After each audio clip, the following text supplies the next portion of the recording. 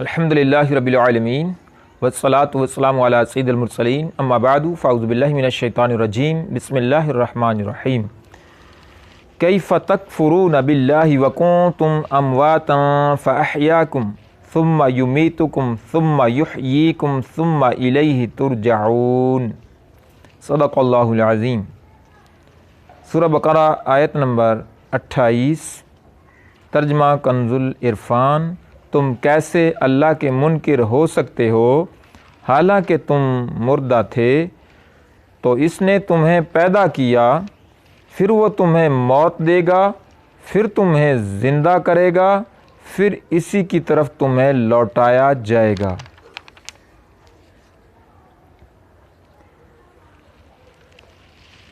توحید و نبوت کے دلائل اور کفر و ایمان کی جزا و سزا ذکر کرنے کے بعد اللہ تعالیٰ نے اپنی خاص و عام نعمتوں کا اور قدرت کی عجیب نشانیوں کا ذکر فرمایا،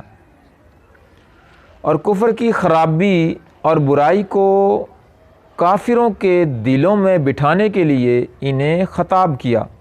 کہ تم کس طرح خدا کے منکر ہوتے ہو حالانکہ تمہارا اپنا حال اللہ تعالیٰ پر ایمان لانے کا تقاضا کرتا ہے، کیونکہ تم بدن میں روح ڈالے جانے سے پہلے تمام مراحل میں مردہ تھے، یعنی کچھ نہ تھے یا بے جان جسم تھے۔ پھر اس نے تم میں روح ڈال کر تمہیں زندگی دی، پھر زندگی کی مدت پوری ہونے پر تمہیں موت دے گا، پھر تمہیں زندہ کرے گا۔ اس سے یا تو قبر کی زندگی مراد ہے جو سوال کے لیے ہوگی، یا قیامت کی، پھر تم حساب کتاب اور جزا کے لیے اس کی طرف لوٹائے جاؤ گے۔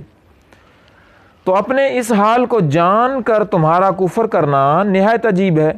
اس آیت میں غور کریں تو ہم مسلمانوں کے لیے بھی نصیحت ہے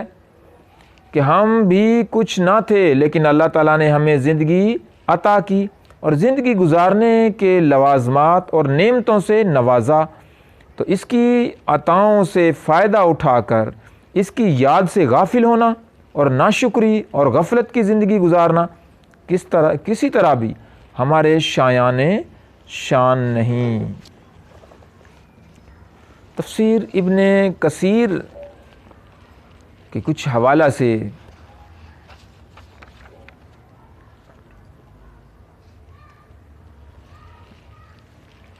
حضرت ابن عباس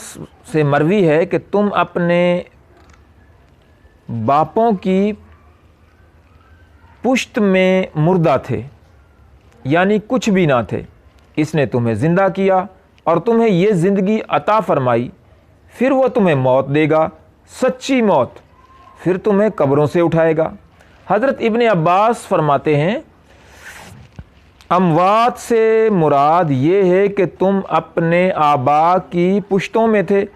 تم کچھ بھی نہ تھے، اس نے تمہیں پیدا کیا، پھر تمہیں سچی موت دے گا، اس کے بعد حشر کے دن تمہیں دوبارہ اٹھائے گا۔ پھر فرماتے ہیں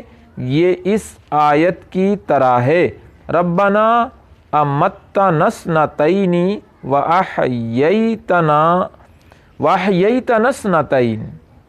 تو اس کی تفسیر میں حضرت ابن عباس رضی اللہ تعالی عنہما سے ہی مروی ہے کہ تخلیق سے قبل تم مٹی تھے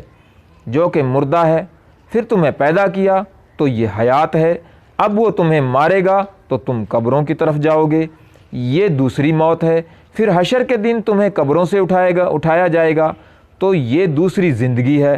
تو یہ دو زندگیاں اور دو موتیں ہیں جن کا ذکر اس آیت کریمہ میں آیا ہے۔